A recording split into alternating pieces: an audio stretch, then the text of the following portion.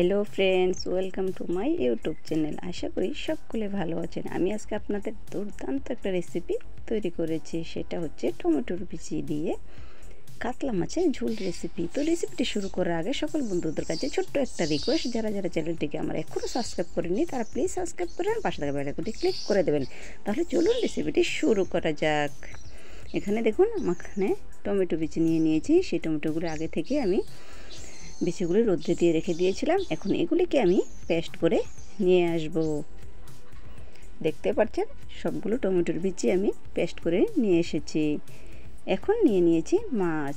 দেখতে পাচ্ছেন কাতলা মাছগুলোকে আমি কত সুন্দর করে কেটে নিয়েছি। এখন এগুলোর মধ্যে পরিমাণ মতো লবণ আর পরিমাণ মতো হলুদ মাখিয়ে নেব ভালো করে। আমি আগেই গ্যাসের মধ্যে কড়াই বসিয়ে তার মধ্যে তেল দিয়ে দিয়েছি। এখন লবণ হলুদ মাখিয়ে তেল গরম করা কড়াইয়ের মধ্যে আমি এক এক করে মাছগুলোকে দিয়ে দেব। এখন মাছগুলোকে ভালো করে ভেজে নেব। তো বন্ধুরা, আমার রেসিপিটি যদি আপনাদের ভালো লাগে থাকে তাহলে প্লিজ একটা লাইক করে দেবেন। আর আপনাদের লাইক আমাকে ভিডিও বানাতে আরও আগ্রহ করে।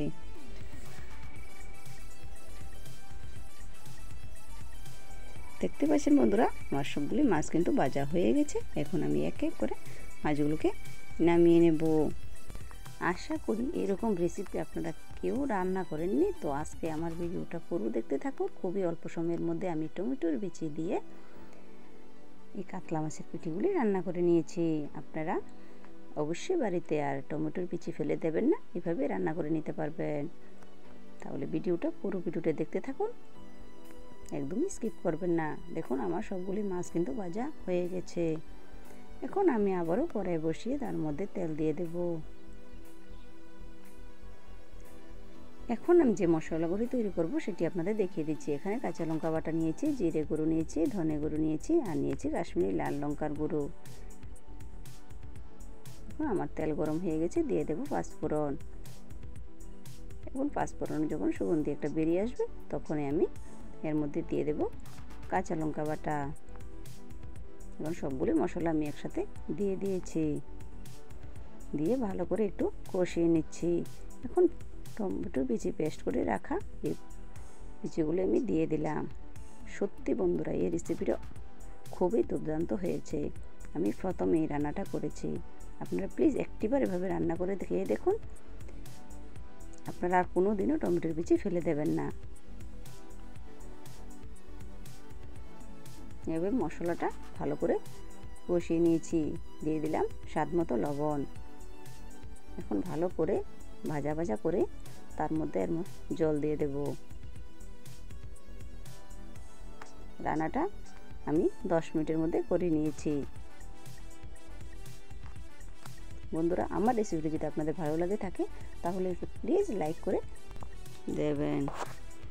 এখন আমার যে আমি ঝোলটা দিয়েছি সেই জলটাকে ফুটে ওঠা পর্যন্ত আমাকে অপেক্ষা করতে হবে। জলটা ফুটতে উঠলেই কিন্তু আমি এর মধ্যে মাছগুলোকে দিয়ে দেব। তাহলে বন্ধুরা, আমার রেসিপিটি আপনাদের কেমন লেগেছে অবশ্যই একটা কমেন্ট করে জানাবেন। আপনারা যদি এই রেসিপিটি রান্না করে থাকেন তাহলে কমেন্ট করে আমায় অবশ্যই জানাবেন। আর যারা যারা এখনও এই রেসিপিটি রান্না করেনি তারা তাড়াতাড়ি রান্নাটা করে ফেলুন। ভীষণই মজা, ভীষণই টেস্টি এই রেসিপি। আমি মাছগুলোকে এর মধ্যে তুলে দিয়ে দিলাম। এখন আমি ঢাকনা দিয়ে রাখবো জাস্ট 5 মিনিটের জন্য। 5 মিনিট পর আমি ঢাকনাটা তুলে দেখুন কতটা সুন্দর হয়েছে এই কাতলা মাছের ঝাল রেসিপি। আমি এখন রান্নাটা নামিয়ে নেব। ভীষণই টেস্টি, বিশ্বাস করুন, একদম রান্না করতে করতে জিভে জল এসে যায়। খুব কম সময়ের মধ্যে আমি এই রান্নাটা করেছি। বন্ধুরা, প্লিজ আপনারা একটিবার আমায় কমেন্ট করে জানাবেন যে রান্নাটা আপনাদের কেমন লেগেছে। ধন্যবাদ।